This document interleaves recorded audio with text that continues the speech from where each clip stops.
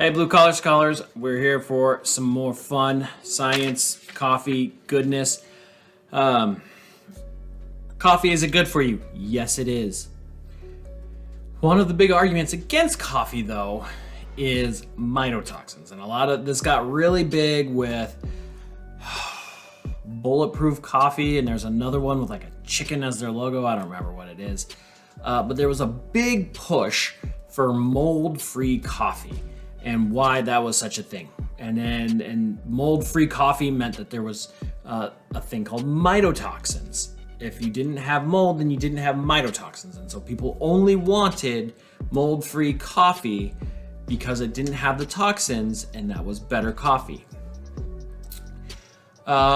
Is that true? Yes. Yes, it is. Is it as true as they make you believe it in their marketing? No, it's not. So, is mycotoxins a real thing in coffee? Yes, it is. So here is a fun little image that I stole from the internet. Okay, so mold can grow, right? Mold is everywhere, folks, okay? If you swabbed your armpit right now, there would probably be mold on it. Like, mold is a part of life, okay? But poor processing, poor management, poor caring for anything, just like food in your refrigerator, there's mold on all of it, okay? But there's a difference between normal natural mold and furry, gray, brownish, green, crawling, reaching out for you kind of mold, right? Bad mold. That's the kind of mold we're talking about, right? So you get some funky mold, grows on your food, animals eat it, goes into your eggs, whatever, right? You eat it, it goes directly into you. So a mycotoxin, it's just like every other toxin, right? I'm sure it causes all the cancers in the world. My thoughts on it. Is it real? Yes, it's real. Do we need to worry about it? Yes, we should worry about it. We don't want to just consume crap because it's cheap, okay? But that's where it's gonna live, okay? So quality coffee roasters buy coffee that is treated differently, okay?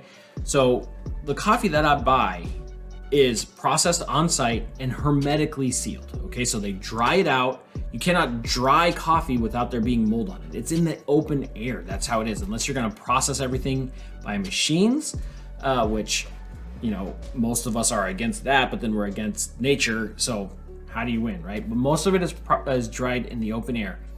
I think that's okay. The amount of mold on it is what it is. But it's when they're just thrown into a burlap sack. I don't have my burlap sack here with me, or I pull it up. You can see through it, okay? So when it's thrown on a shipping crate, all that ocean moisture, all that stuff is coming in, and the coffee beans are dried, so they're absorbing that moisture. They're sitting in a damp, dank environment, and then it grows mold, okay? Crappy coffee, processed poorly, managed poorly, delivered, will have a lot more crap on it than quality coffee, processed correctly, packaged correctly, shipped correctly, all of those things, right? So what am I saying? I'm saying that most quality coffee roasters are not going to have the problems that these companies are marketing against, okay? Folgers, sorry Folgers, I'm hating on you, but it is what it is. They're going to buy the cheapest coffee possible, and for that coffee to be cheap, it has to be processed at a certain level, low quality. It has to be packaged low quality, low cost. Let's say that low cost. It has to be shipped low cost. Okay, so all of these things that are low cost all the way across the board is going to result in a product that wasn't cared for properly. Okay, quality roasters. The reason why I say quality roasters is because when we roast coffee, we're doing it off of like a lot of it goes off of a score. Okay, so when they grow the cherry, they process it, they roast it, they say, oh, this is an 85 point coffee. Okay, that means like wine, right? Like 85 points, 100 points is a perfect coffee. So I'm paying and buying an 85 point coffee. I expect that coffee to be 85 on the farm and 85 when I get it. okay? So if it's not, then that's a problem because I'm paying for 85 points. If it has gone down in quality by the time I get it, I'm gonna be upset and I'm gonna return it and things like that, right? So these processors are making sure that their 85-point coffee here is an 85-point coffee here. And so they take the steps necessary to make that happen, right? And again, one of it is hermetically sealed bags. Yeah, Grain Pro is one of those things. So it is, you might still get to see the burlap sack bag, right? But inside of it, if you've ever been to a local roaster, inside of it would be like a big green bag or a big clear bag inside of it. It's a plastic bag. So when it's shipping, there's no moisture coming in and out. And they seal it up, they double cinch it on top. Like you could ship, you know, a donated heart in that bag. Not really, I wouldn't recommend it. It's probably black market. But you are sure that the coffee being processed is at this point, and when they package it and they ship it, it's gonna be at this point over here. And that's where it comes in. So can you specifically process coffee to reduce mycotoxins? Sure, like you can pick it. I'm sure you could take it to a very specific facility, process that out, dry it mechanically, just like kill all the life on it, and you would have less mold on there. But the reality is that quality coffee, once it's all the way through the process and it maintains its quality, once we roast it, the amount of mycotoxins, the amount of crap in there is negligible, right? So think of Prop 65 in California, where they were trying to say that coffee has carcinogens and it causes cancer. Do carcinogens cause cancer?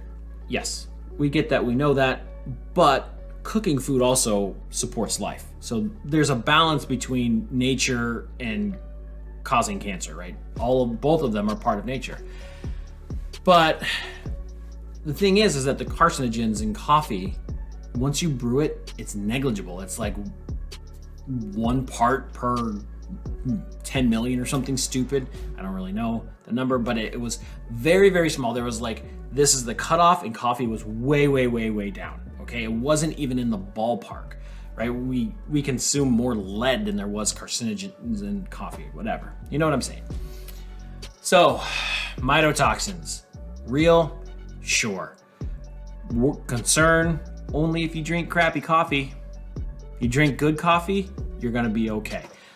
If you're going to a local roaster and you see that they're taking care of their stuff, you're gonna be okay. If it looks like they're not taking care of it, they're not storing it properly, then it might be a concern. One, because the coffee quality is going to go way, way down. But two, also anything that's not handled properly is probably gonna have gunk in it that we don't want, right? Think of a cook. Like if your cook's not handling chicken well, you end up with salmonella. Same principle, not to the same extent, but that's the same principle. It's processed properly, it's shipped properly, it's handled by the roaster properly, you're gonna have a safe product. This comes from not just my research, but also from my experience that a product processed well, shipped well, managed well is going to be better than when it's not. And when it's handled well, I don't think you gotta worry about it as much as the fear mongers tell us we have to. So with that, everybody, again, let me know your thoughts on mycotoxins and mold and health and all of these things. Love to hear your thoughts. Drop them in the comments. With that, I'm going to say adieu.